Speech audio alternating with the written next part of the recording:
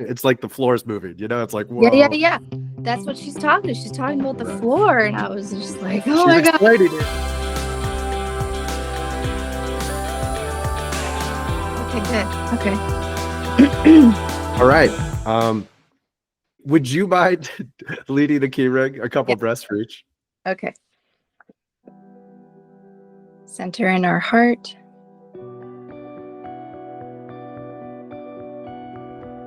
Crown.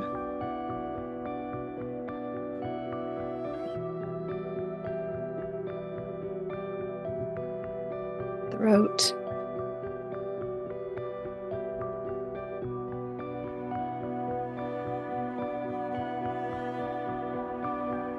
Sacral.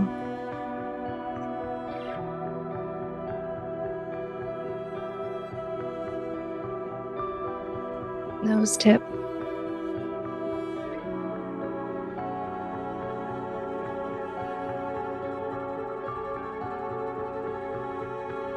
Solar.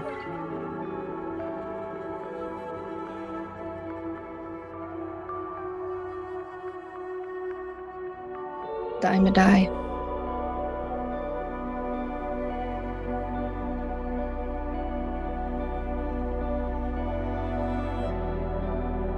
Lungs.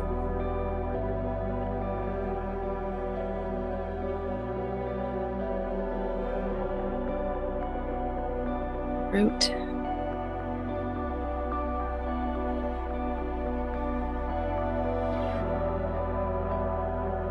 Chin.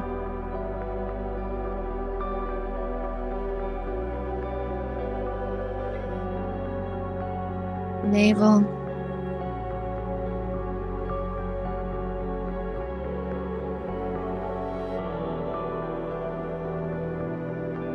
Third eye.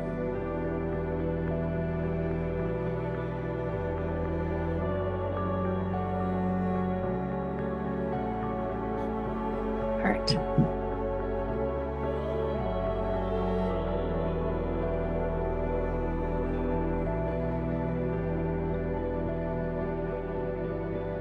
Here. Good morning, good afternoon, good evening to everyone here joining us, including the Elohim. We are doing another temple talk, and we would like to start asking our questions, if that's all right. It is.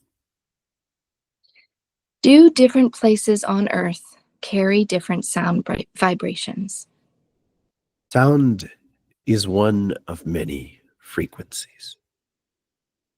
Frequencies want to vibrate together. When you make one more present, it will decide with another which is dominant. Sound to you affects many other frequencies in a different way. Human sound will largely get subsumed by other vibrations. The louder the sound made on the material plane does not necessarily assert its presence. To be present with the active gift of what can vibrate most effectively in relation to the Earth's core frequencies is to be silent first. The vibration that is in alignment with Earth may be different from one place to the next, but we may not be aware of that at current time. Be conscious. When we say Earth, the Earth herself is emitting far more vibrations than you could become aware of at any given moment. However, some of them are more core, more crucial to the heart of what she is creating and intends for you to create. Thus, the intention behind your awareness is more important than what you are witnessing as you begin to tune in. Okay. So is it possible that the core frequencies she's wanting us to connect to would be global. Like it's not specific to any one place the way people describe the chakras on her body. It is not effective to make analogies of the earth in relation to humanity. Humanity is a subset of what is possible here. The presence on the earth is certainly differentiated. Thus, different frequencies are prevalent in some areas more than others, and these are all relevant relationships to deeper frequencies that are present all over the earth. Be conscious that the frequencies in many cases are beneath your awareness. If you were to be conscious of all of the frequencies that are affecting you, you would have no leverage in which to create yourselves. Thus, to be aware of the uniqueness of the locations in which you reside is to first commit to the deeper frequencies that guide the reality you are participating in creating. Would those deeper frequencies be related to the hues of the human race? So the different colors hold different vibrations. And by color, I mean culture in many ways. They are not in the ways you are considering. Okay. Yeah, it's not as simple as breaking it down into cultures, colors, and vibrations. And it's also not the point, because we are looking to create the entire rainbow and harmonize with Earth in general. Yes. Yeah. And in many cases, it would be best for you to consider how difficult the transition is to becoming daily participants in the vibrations that you are invited to be a part of. Imagine you are playing music with several other people. For a long time, you have been playing the same songs and style of music. We introduce ourselves and invite you to play in an entirely new way and even within entirely new frequencies. If you were to take one instrument and attempt to shift it to the new music while the others are still playing, you would simply generate confusion. And this is why I invite you first to focus on silence. And from this silence, you expand the range of vibration you are paying attention to, and then regenerate a new awareness around the new frequencies. Yeah, that makes a lot of sense. I used to play flute in band, and there was absolutely no way, if the teacher introduced a new song, that I could just simply switch. We would have to stop, understand the song, and then start learning it at a base level before we were even able to play together.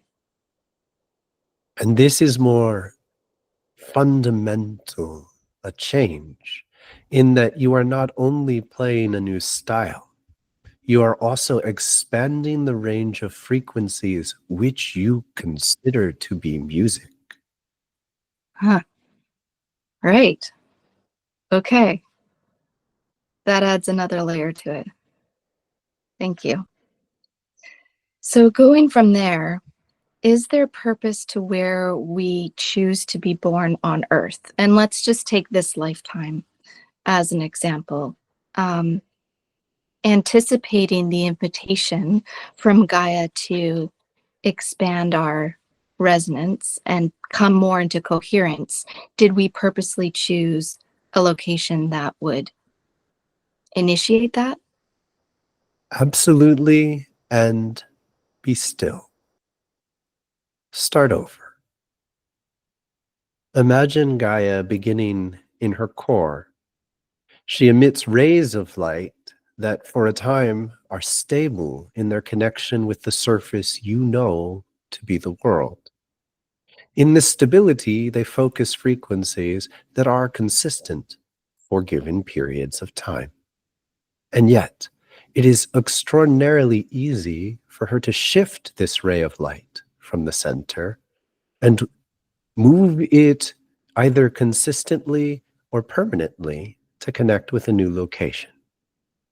Similarly, you will experience stability within a geography for given phases of your experience. And yet, she could even change this stability in relation only to you. Thus, loosen your hold on the material plane. If you attempt to understand what is happening with the material plane as your foundation, you will not be able to cope with the changes when these rays of light move. We are teaching you how to move. Wow. That's amazing. To not consider even where we grew up versus where we are now versus our chapter going through perhaps university or travel as the basis, because she literally could move the light frequencies to support us in any one location. Huh. Okay.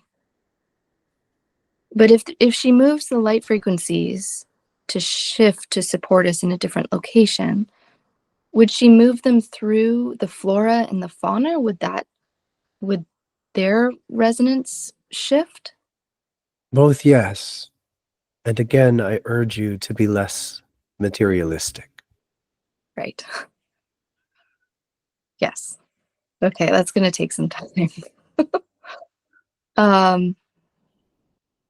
So I don't even know if these next questions are going to make sense because we've kind of answered it. I mean, is there a purpose to us moving over the earth? Does she call us to different light frequencies in different locations? Certainly. And this is very much what we would like you to focus your learning upon.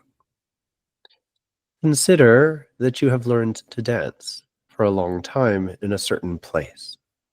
The music has been consistent, and the rhythm of your response has been consistent, allowing you to generate patterns which you know to be yourself. Mhm. However, lacking awareness, you may not be able to recognize the degree to which you have generated yourself in relation to consistencies that can change. When we introduce to you that the music itself is changing, we are also now urging you to consider that the rhythm of the floor is changing as well. What was stable is no longer stable. Thus, you must learn to include movement that dances upon a moving surface. The reason this is so crucial to appreciate is that you cannot translate your relationship to a musical style from the past to extrapolate your relationship to the way you will create yourself in the future. Essentially, you are being called to work with a greater range of variables than you did in the past. And as a result, you will be invited into a much broader awareness of yourself than was ever possible before. And that's where the adjustment comes in, because it can be fearful. Change is hard. And especially when you perhaps misidentify yourself as being in relation to what you know and who you know. Absolutely. Though many will learn in different ways, it would be best for you to consider this. You have known yourself to be the way of responding to reality as it has been. And yet, when you have not been able to differentiate between yourself and the response, you cannot calculate how to respond to an entirely different range of changes. Thus, stillness and silence allow you to recognize the way variables that did not used to change are now changing. Thus, if you were sitting on the floor and the floor was still, you could learn to understand stillness as part of what you are. If you become still and learn to recognize that the floor is moving, you will learn to change yourself in the rhythm of the movement of the floor before you get up and learn to dance. Mhm. Yeah. Yeah. The idea of just traveling alone brings that, in my mind, a similar example, because I think you find yourself so much more quickly when you're thrown into spaces that you don't know, that you can't relate to. And yeah, that's the idea that came up in my head. Sarah, Mm. be aware. I am talking with you in more ways than through this person. My awareness reaches you independently of what he says. The invitation to change the focus in your mind can be daunting at first.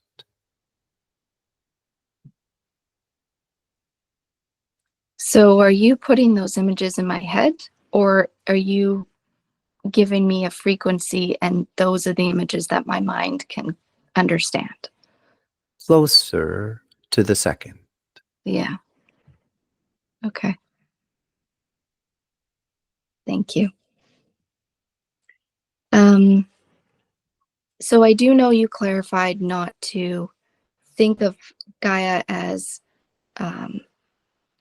related to humanity in the fact that, she's similar to us with areas on her body like we have areas on ours. However, one of our members has a specific question about a specific territory, and out of respect, I'd like to ask that, and would appreciate any understanding of this that you can give.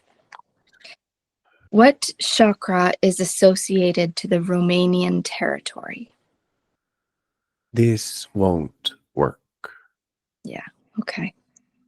May I give you what will? Please. There are unique gifts that each region and culture has to offer. To purposefully attune to the unique gifts you bring from where you are is to recognize a broad range of nuance to the interplay between human cultures. To first differentiate based on race is valuable. We are, however, inviting you to recognize yourself as one who has incarnated in many races. This is not true of everyone. Some move through their sequence of lifetimes on the earth in the same group. It is a very different way to be here, and it is, in most regards, less pronounced. There is less dimension to the experience. The reason I assert this is because there is truth to the way in which you have traveled through this world already. To leave this vague in your own mind will prevent you from expanding the range of awareness that is necessary for you to embrace the truth of your calling now. Thus, when you incarnate in a region, you are almost always connected to a ray of light from the Earth's heart that has been stable, or relatively stable, for a very long time. First, you are invited to recognize this uniqueness for what it is, and even to cherish it. Next, you are invited to differentiate based on whether you have been consistently incarnating with the groups of people who live here, or you have been invited to incarnate in different places and times and groups because you are playing a unique role for a group of beings that has separated only to return to each other.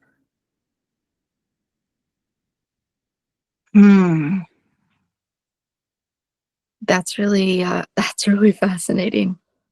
I would have assumed reincarnating within the same family or group or lineage would hold more concrete resonance than sort of hopping around for lifetime after lifetime. And you presume in a way that is valuable. Consider the ability to hop around is only possible if you have a deeper consistency that you can know as yourself as you begin to remember. Thus, to expand your awareness by experiencing a broader range of vibrations is to have this expanded awareness as a gift when you return to a common unity that you will indeed find to be familiar. Yes. Yes. Like traveling. You find yourself, ah, yeah. Why do I feel like you always know the punchline to the joke and then we're just trying to catch up? Because you have known me for a very long time. Okay. Have you ever incarnated on Earth as a human? No, Do you associate yourself as a human? no. Okay. There is purpose in this. Some beings of the Elohim, as you know us to be, have a much broader range of experience than you could ever consider from a human perspective. Human is one form of restricted incarnation that you will never be able to appreciate as it is until you allow yourself to respect the wide diversity of possibility within being human. I say this carefully because it is both extraordinarily empowering to remember and it is devastating to those who are not prepared. For the most part, we are speaking to those who are learning to remember yourself as travelers, as you put it.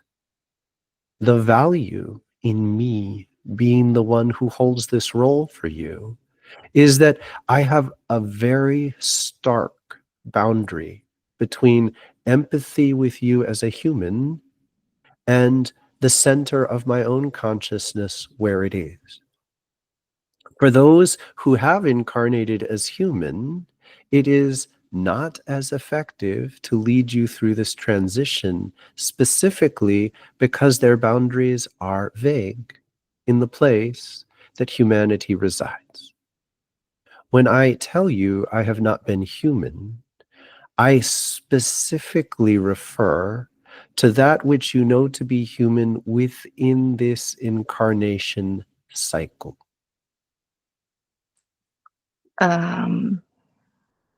Okay. Which is the 26,000 year cycle? Yes. Okay. Yes. Got one of the answers right. Okay, so let's talk about that a little bit more because it feels like as we're transitioning to taking in more light within our bodies, is the plan for us to stay human? Because in my research, it seems like those who take on more light become more transparent and then perhaps just move straight into their light body or completely transition altogether. But the other messages it feels like I've been getting is we're trying to bring more of us here into our human bodies and that it's possibly never been done before. So what is the plan? You are mixing many influences in your understandings, and it is important to center this. The most stable understanding will be to consider that you are bringing what has been possible all along into fruition. To know human, specifically in relation to rays of light, is to recognize that you reside within a specific ray given your birth. To know yourself as one who is incarnated in multiple places and ways is to bring multiple hues into an embrace that you understand as yourself. As you overcome the temptation to consider any specific vibration as something you are not, you will begin to bring to life the hues together in a rainbow. This is most importantly considered as a yes more than a no. Thus, it is important that you recognize this as bringing into fruition the potential for which you came here. So, right. So we're just not operating at 100% capacity, and we can within our human bodies. So that's the You focus. are not even close based on what you create.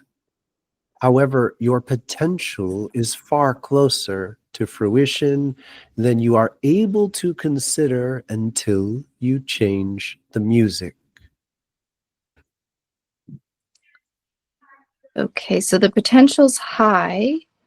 The current reality is pretty low based on how we're creating. But if we catch on to the music, it like we could just poof, bam, fireworks, and potential moves into reality. Slow down. The poof and the bam and the fireworks, as you introduce, are not an essential quality of the music. And to anticipate the changes in this way would be to get yourself ready for something that will not occur in the way you expect.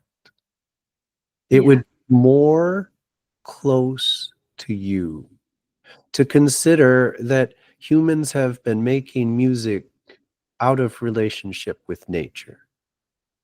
The nature that you experience is first recognized through your body. And thus, in an invitation to be still, you learn to consider the movement that is always happening within your body as something you no longer hold still in your awareness. Thus, as you still your focus, you recognize movement. As you recognize this movement, you learn to differentiate that which is an echo of a pattern you have put into place and that which is already in harmony with the rhythms of nature. I can say the rhythms of nature because there are consistencies that will remain through these changing times. When the wind blows, that will keep you in a pattern of focus that will become more conscious if you pay attention to what you feel as the wind when it touches you. Your music rarely changes for the wind. I love that you chose wind as your element. I've always imagined talking to the wind.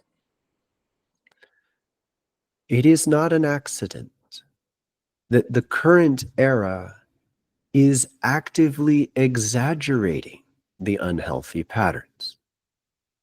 When you adhere your music to a rhythm that is based in sole relationship to mathematics, without questioning where the mathematics begin, you actively differentiate what you are creating from the rhythms of the wind.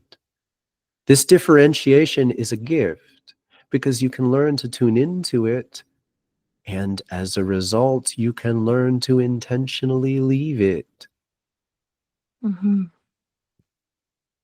Yeah, it acts as a point of reference.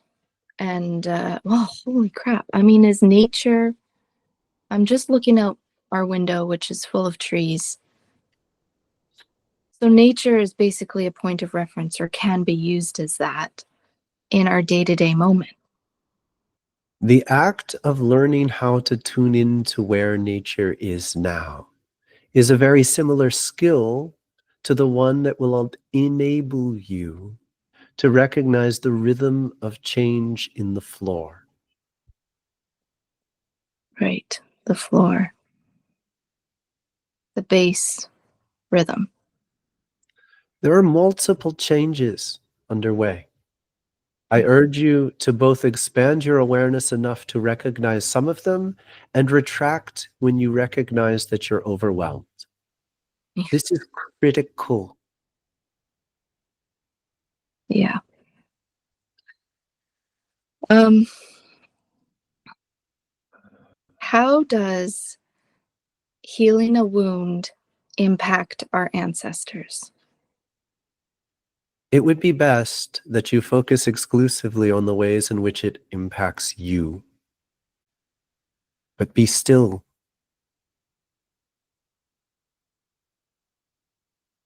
This is closer to the ways in which it will be critical that you engage the possibility that changes are happening in areas you thought were stable.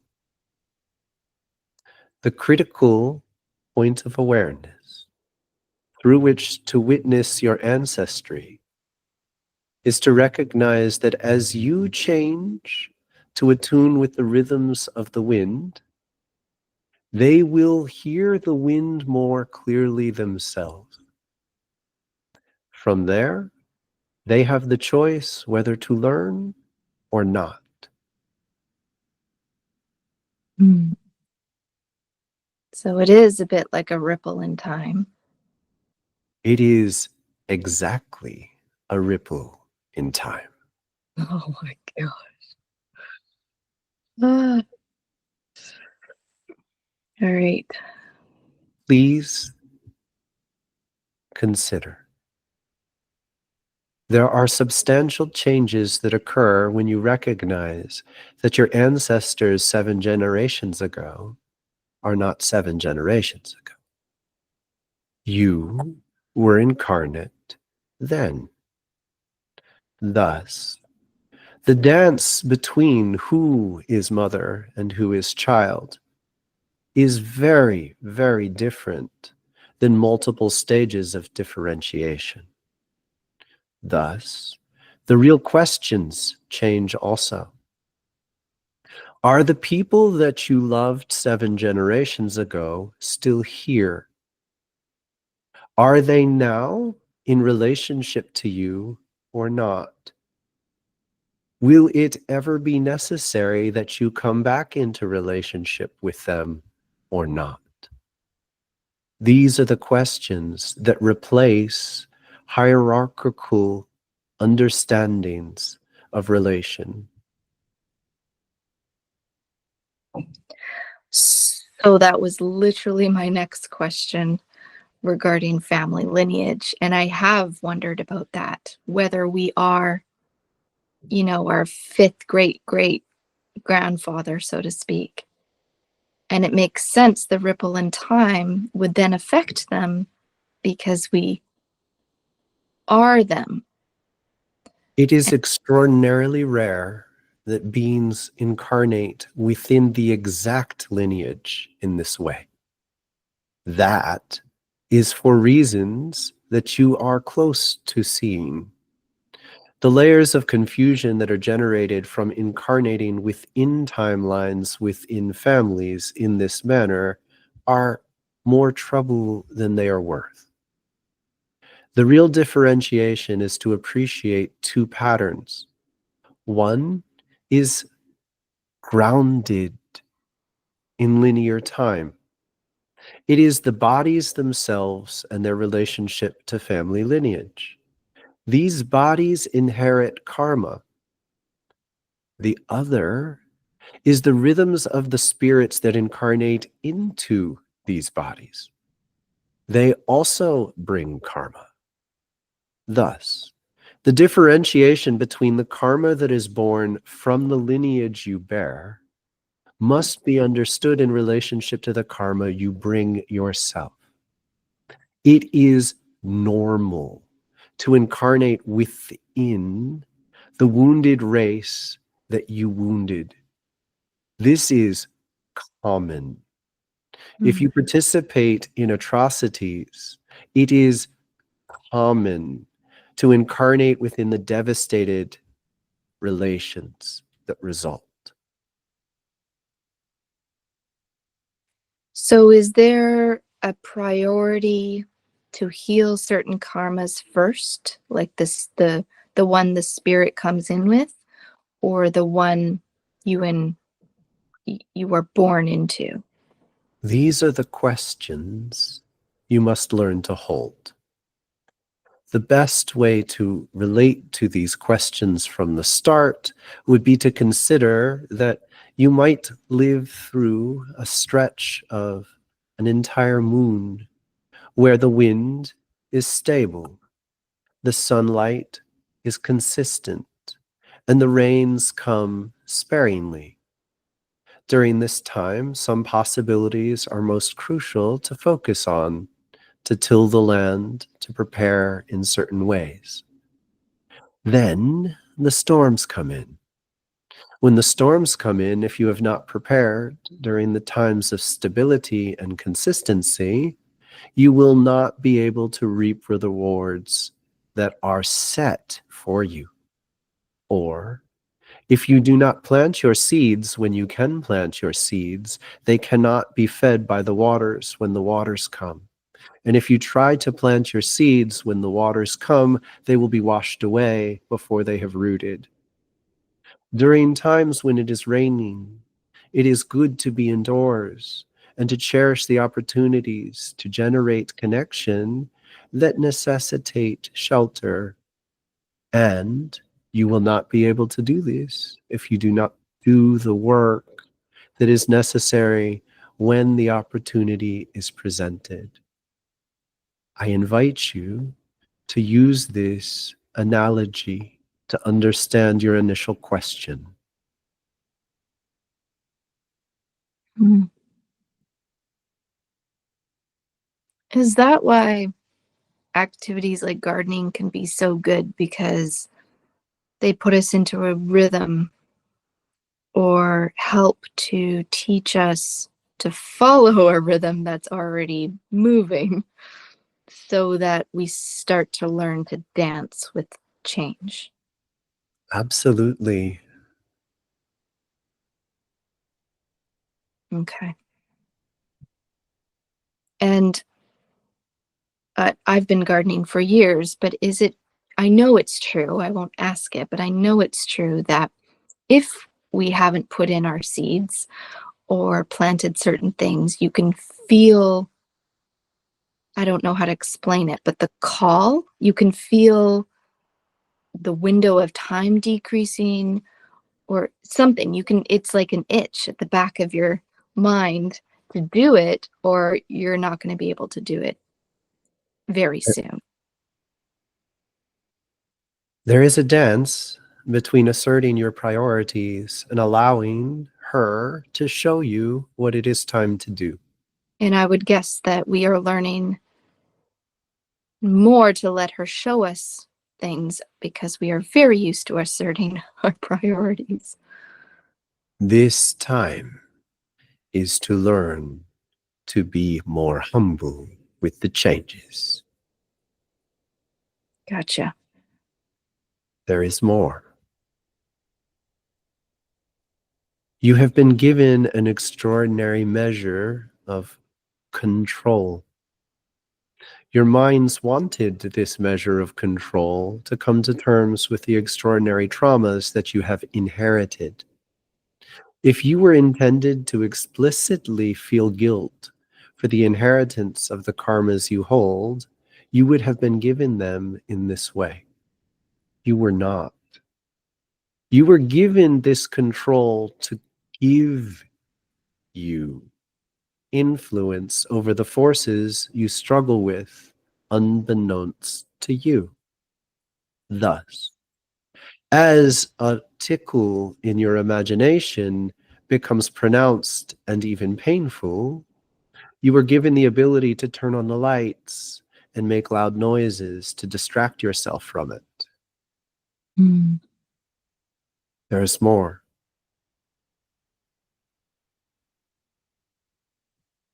To give you this control is to teach you that you have the ability to change these influences.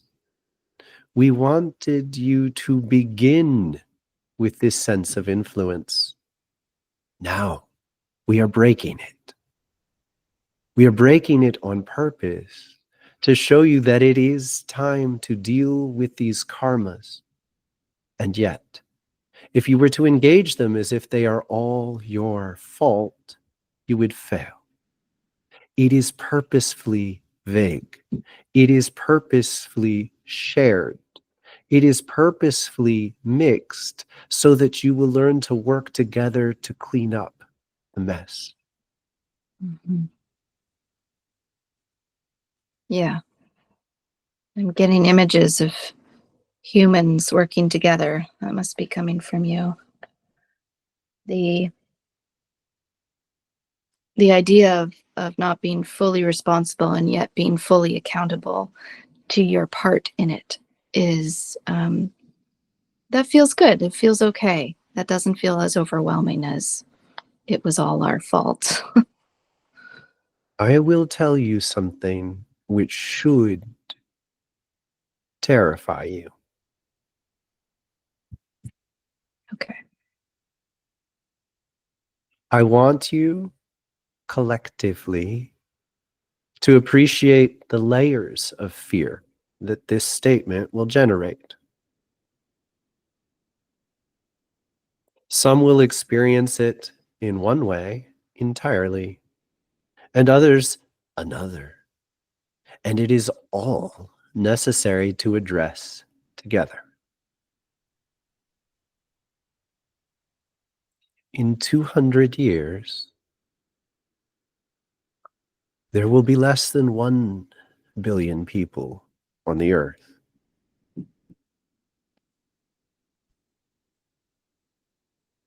Wow. What would you extrapolate could cause this?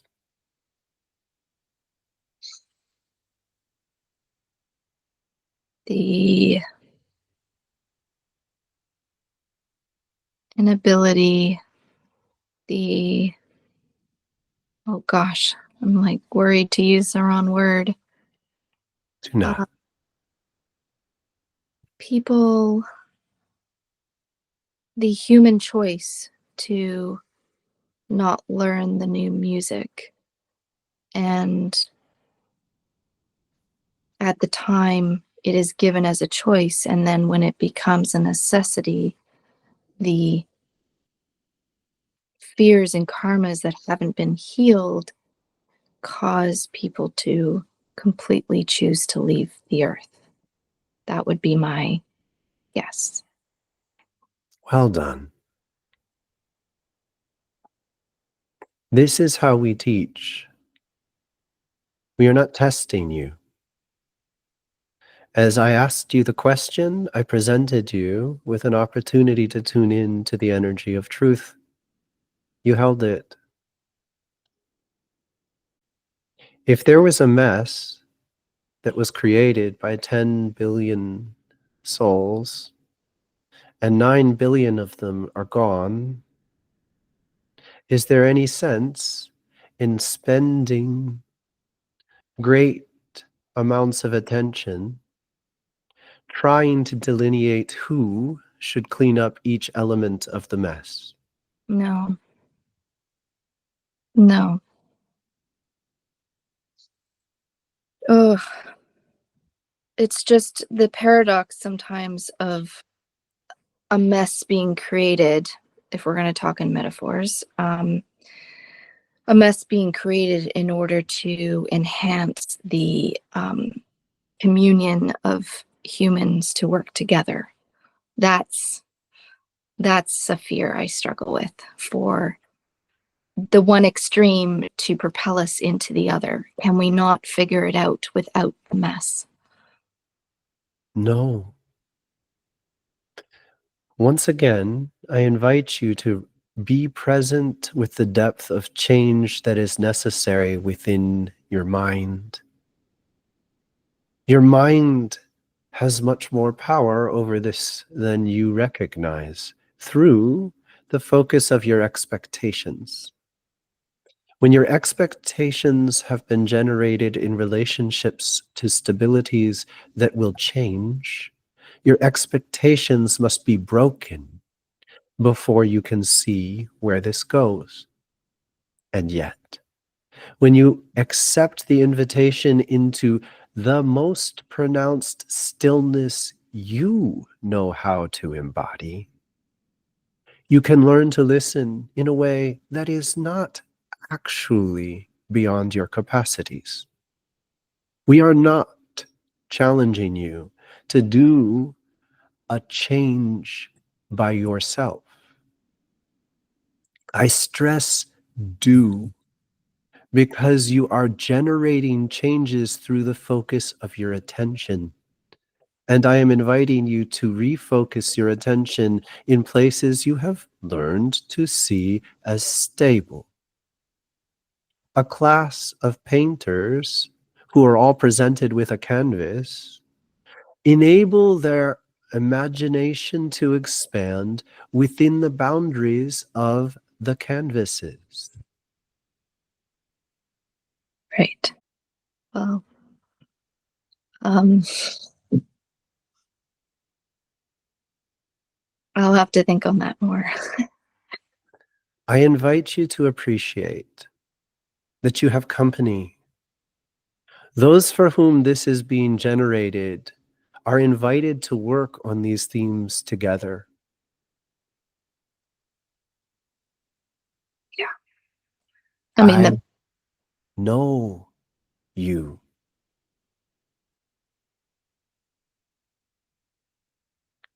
so you're saying you're here and many others are here, and oh, sorry. Did you feel the change I just offered you? I'm not sure. I'm aware that I'm emotional and fearful. Please loosen the extent to which you are experiencing this as a test.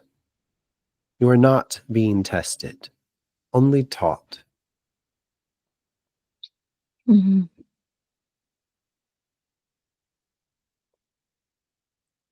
A frequency changed.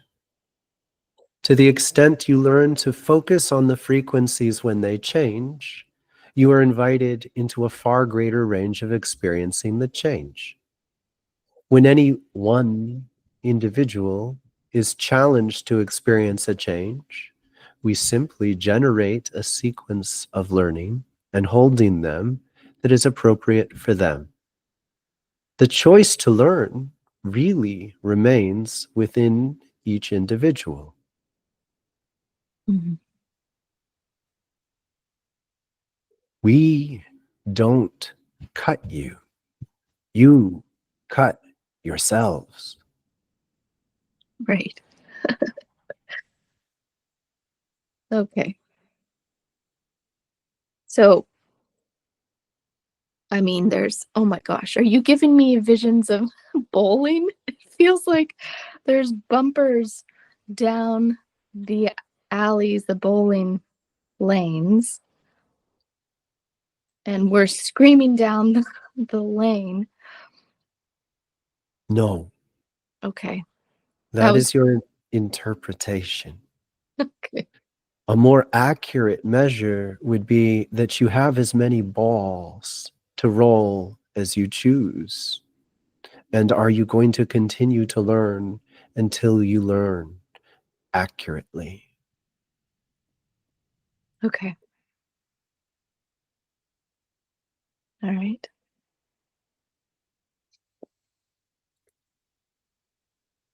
Thank you. There is another question. There's a few. You mean within myself or on the page? It is coming through you, but it is not yours. Can you hear it? Mm. That's enough. Now, I will tell you, and then you tell me if you heard it already. Okay. If someone takes an extended period of time to learn how to roll their ball down the lane, and they do so repeatedly in a way that holds the rest back, what will happen? Huh. I didn't consciously hear that question. But there is a version of it on this page. So yes. So here is the answer. Yes, such an individual must choose to take space. And when they do, they will soon be invited into a relationship to learning that will include others who are learning the same lesson.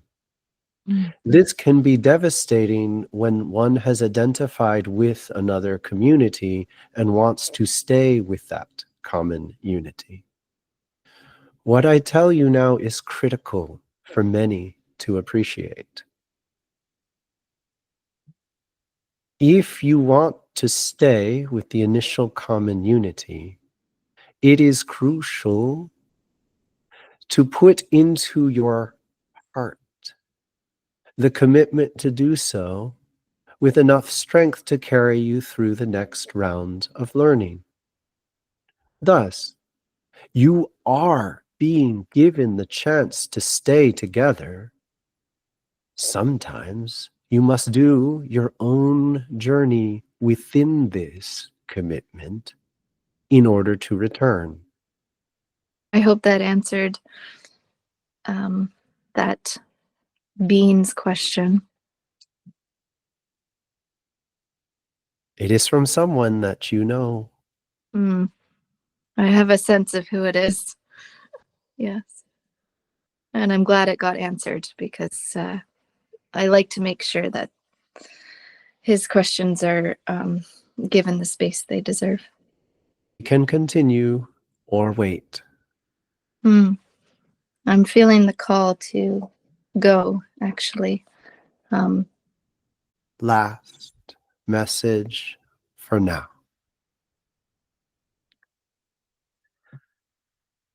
Some of you are returning to each other.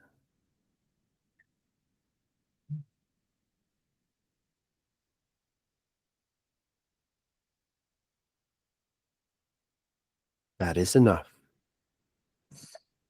Thank you to everyone for joining us for Temple Talk.